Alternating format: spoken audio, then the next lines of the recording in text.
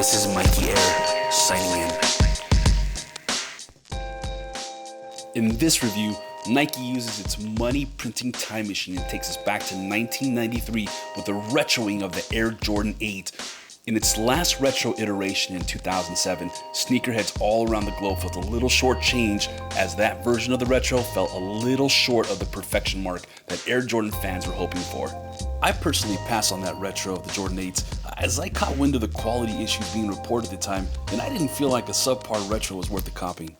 But this time around, I saw a deal on this particular pair of Air Jordan 8s at a Nike factory store that I just couldn't refuse.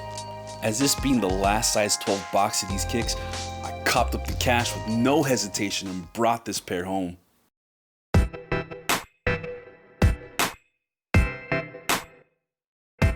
This edition of the Jordan 8 Retros comes in a plain black matte box. It's accented with an embossed and bold golden Jumpman on the top of the box. There's also two smaller gold decals on the opposite ends of the box, one being a number 23 and the other being a second smaller Jumpman.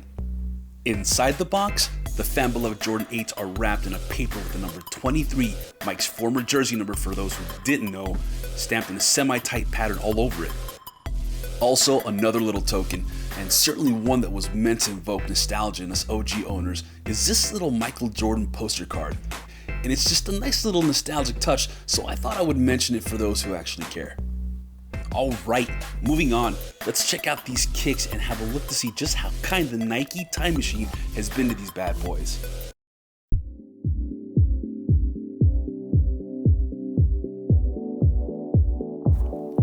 Okay, taking a look at the uppers, you can see that the back heel leather is now a slightly lighter gray color than the retro 2007 release. I personally like this as it seems to give the shoe a better contrasting color than the previous retro iteration had. I really like the suede leather used this time around, and it really makes the pressed ridges stand out. So, even though the color is no longer in line with the original, I think it actually looks better, and honestly, if Nike updated the color to make it look prettier, and it does, then I'm alright with it. Okay, moving on. So, the tongue now features a slightly more orange bezel around the embroidered Jumpman logo than the last release. The new brighter orange ring is now a little more in line with the OG Jordan 8s, and being closer to the original is always a good thing for nostalgia purposes, in my opinion. Now, the towel texture material surrounding the Jumpman is still as soft to the touch, and the aqua and purple colors are still bright eye candy, so I think Nike did a really good job on replicating that. Now, let's get to the straps. So, the buckle's texture and color have now been reverted back to the OG's version. It's no longer that black chrome color like on the 2007 retro. It's back to its original black matte texture. And while I personally have never been a fan of the buckle shape, primarily because it reminded me of the kind of buckles you'd find on Michael Jackson's leather jacket from Bad. Yeah, no, I'm not joking. Check this out.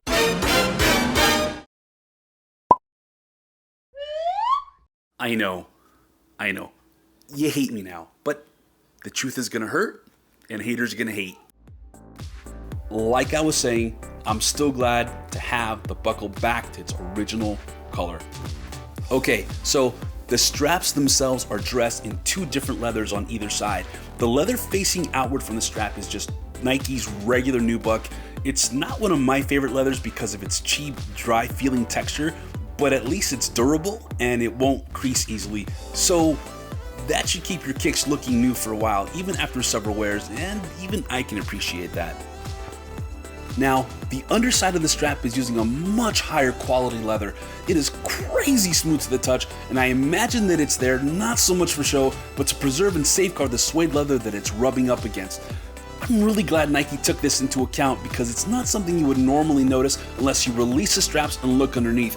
It's a small detail, but it's still a very welcome one. Also, on a quick mention, the pull tab on the heel is no longer attached to the inside of the shoes like it was on the Air Jordan 8 2007 release. It is now independent from the back of the inner heel liner. And while that does make it retro accurate to the original kicks, it is again a pain to get your foot into the shoe without inadvertently pushing the heel tab into the shoe while attempting to get your foot in. Okay guys, and now for the insole. On the last retro release, the insole of the shoe was a plain black insole with a Jumpman logo on it. On this current release, the Jordan brand has gone retro accurate again and reintroduced that 90s-esque colorful pattern found in the original. And though it's a nice touch, unless you take your shoe off and show it to your friends, the only person that will know about the printed insole is you. Just you. Now, let's discuss the clean as hell midsole. Guys, all I can say is, wow! This is where I think Nike did a kick-ass job. The aqua and purple colors really stand out on this version of the Jordan 8s, and it just screams 1993. The beautiful aqua and purple color accents look amazing against this new lighter gray heel leather. Nike also decided to add the original amount of glitter back onto the midsole that was either missing or used in very minute amounts on the 2007 Jordan 8 retro releases. I personally love the glitter. It gives the shoe a little character in my opinion. And if grown men are now expected to wear Krispy Kreme themed shoes like this, and no one bats an eye, then I'm pretty sure a little glitter isn't going to kill you. Okay, so you look like a glittery unicorn man. Is that really so bad? Is it? Okay, the outsoles. Well, what can I say about them? They don't have icy soles, which in a way is kind of nice as you don't have to worry about the ice yellowing after 2 wears, because this version of the Jordan series, much like the Jordan 7s, don't have any icy soles on them.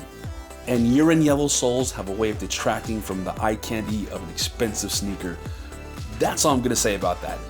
This is where I would normally talk about the Outsole Traction, but how many people are actually going to brutalize their $190 Jordan retros on the court? Not me, so I'm gonna leave that out and skip to the next subject. The one thing I will note here is that the art at the underside of the shoe has returned to its original color and pattern design.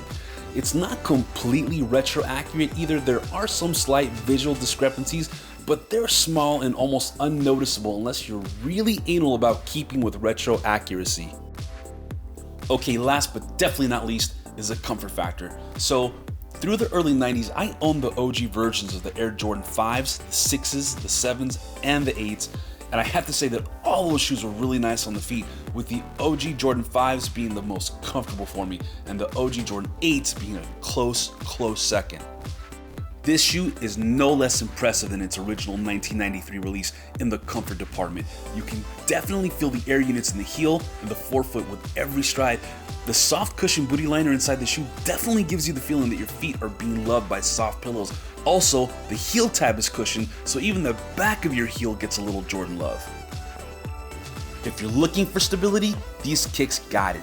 Those straps are not just an aesthetic gimmick, they really do add to the overall lockdown of the set. If you're wearing these kicks correctly and you have the straps locked in place, then your feet will feel secure. The high tops, when fastened all the way up, only add to this sense of foot stability as your ankles are being well supported on either side by a soft cushioned liner that's reinforced by the gray suede leather on the upper. Alright guys, and that will do it for the shoes. Let's go ahead and move on to my final thoughts.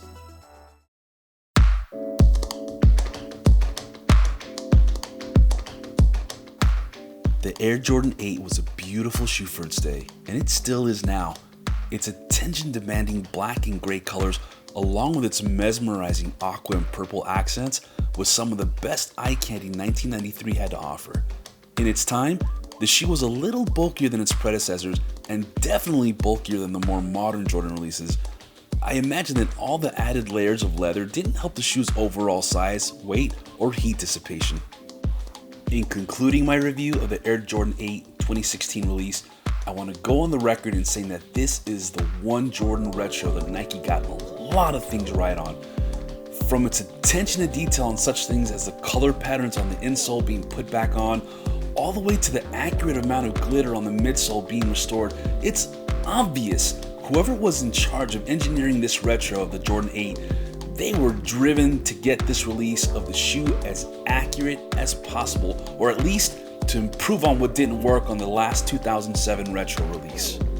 I can sincerely say that I couldn't find even one thing about this sneaker I disliked. Not one. By the way, the bulk of the shoe I mentioned earlier doesn't really count as a negative, as that's the way most basketball sneakers were built back in the 90s. And guys, thank you so much for watching. This concludes my review of the Jordan 8 Retros. Please hit like, please subscribe. There is so much more cool stuff coming. Thank you again so much for watching. Have an awesome day, guys. This is Mikey Air, signing